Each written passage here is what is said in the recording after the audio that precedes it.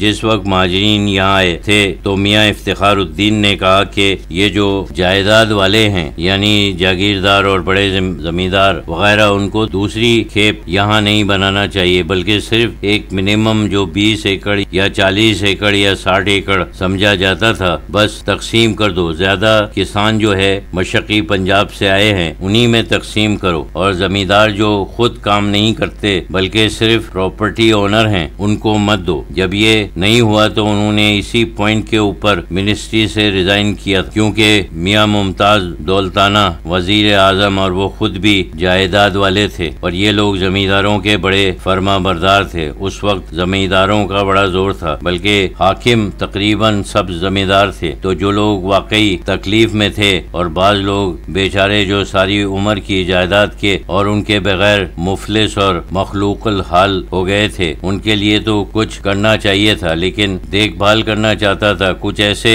को देना चाहता था कि जो मखलूकुल हाल है उसको दो, जो नहीं है उसको मत दो। ये होना चाहिए, शायद यहाँ बरकत होती। लेकिन हुआ ये कि लोगों ने कुछ बेईमानी की तो बेबरकती हो गई। सबसे बड़ी बेबरकत चीज पाकिस्तान के लिए जो साबित हुई कि लोगों में बेईमानी की आदत हो गई। कुछ साजिश और इसी किस्म की चीजें और मुफ्त चीजें हासिल करना बगैर काम किए हुए, ये सब आदतें खराब हो गईं। वही कायदा रखा जाता कि जो हुजूर नबी करीम सल्लल्लाहु अलैहि वसल्लम के जमाने की हिजरत में था, और लोगों को ये समझाया जाता कि तुमने अल्लाह और रसूल सल्लल्लाहु अलैहि वसल्लम के लिए और इस्लाम के लिए हिजरत की। जो कोई जरूरतमंद हो वो कुछ ले ले और जो जरूरतमंद नहीं है उसको नहीं लेना चाहिए। लेकिन हुआ कि सबसे कम जो जरूरतमंद थे उन्होंने ज्यादा ले लिया होगा और जो जरूरतमंद थे उनको कम मिला होगा। आमतौर से दुनिया में यही होता है, क्योंकि वो हिजरत सही नहीं थी तो बाद की भी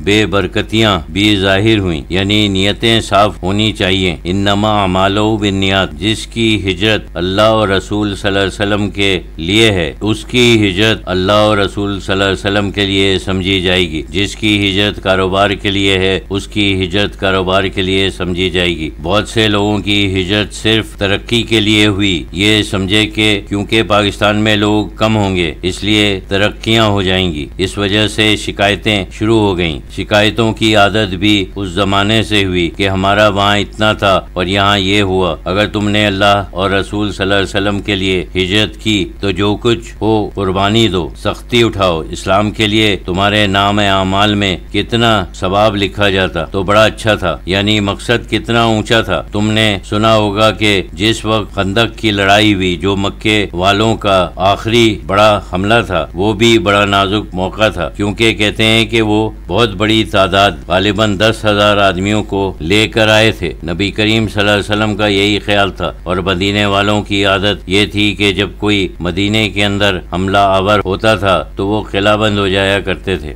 क्योंकि 3 तरफ पहाड़ हैं इसलिए वो किला बंद हो जाते थे। एक ही तरफ से हमला हो सकता था। फिर वो जरा जरखेज इलाका है, वो लोग दाखिल होने में कामयाब नहीं होते थे। जंगे ओहद में शुरू में नबी करीम सल्लल्लाहु अलैहि वसल्लम का यही ख्याल था, लेकिन बाद में कुछ जोशीले लोगों ने कहा कि नहीं, हम वहाँ जाकर लड़ेंगे। तो आप सल्लल्लाहु अलैहि वसल्लम ने इन्हीं की हिमायत में फैसला किया और सब बाहर निकले। तो नाकामी हुई कि जिस वक्त खंदक की जंग हुई थी कि उन्होंने पूरी ताकत जमा दी, पूरा मक्का जमा कर लिया था। खुद मक्के के लोग और बड़ा कबीला है और मक्के के कुछ फासले पर वो लोग रहते हैं, वो सब आ गए। बहुत बड़ी तादाद थी। तो वही फैसला हुआ कि बाहर नहीं निकलेंगे बल्कि किला बंद हो जाएंगे। हजरत उस्मान फारसी रज़ियल्लाहु ताला अन्हा ने ये तजवीज पेश की कि खंदक में ट्रेंच या मोर्चा बनाया जाएगा तो घोड़े इसके पार नहीं आ सकते, कूद कर आकर नीचे आ जाएं फिर उठ नहीं सकते।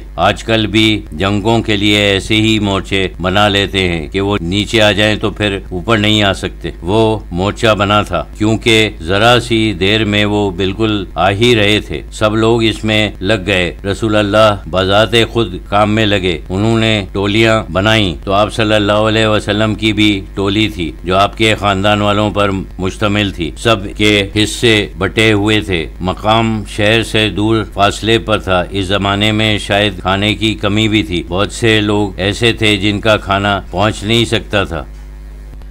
वो जोहर के वक्त इतने भूखे होते थे कि अपने पेट पर पत्थर बांध लेते। हुजूर नबी करीम सल्लल्लाहु अलैहि वसल्लम ने 2 पत्थर अपने पेट पर बांध लिए थे ताकि भूख का ज्यादा एहसास न हो। खोदते गए यहाँ तक थोड़ी देर में वो खंदक तैयार हो गई। ये तरकीब इतनी कामयाब हुई कि वो लोग बाहर ही रहे। एक दफा कोई ऊपर आ गया तो मारा गया। मिन जुमला वो बिल्कुल कामयाब रहे। फिर कोई तूफान वगैरह आ गया, ये लोग तंग आ गए, इसलिए वापस चले गए। इसके बाद मक्का वालों की तरफ से कोई और कोशिश नहीं हुई। कुछ इनकी हिम्मत टूट गई। सुलह हुदैबिया हुई थी तो फिर मुसालिहत हो गई। वो भी तंग आ गए थे कि ये तो बड़ी ताकत हो गई, उनसे हमारा मुकाबला नहीं हो सकता। इस जमाने में ये लोग इतने भूखे थे कि पत्थर बांधना पड़ता था। शायद 5 या 6 साल ये रहा। 4 साल के बाद भी ऐसी मेहनत और फिर हर वक्त एक खतरा था कि पता नहीं ये लोग बढ़ जाएं और हम खत्म न हो जाएं। मक्के में रहने वाले कुरैश एक बड़ी ताकत थी, अमीर थे, दूसरे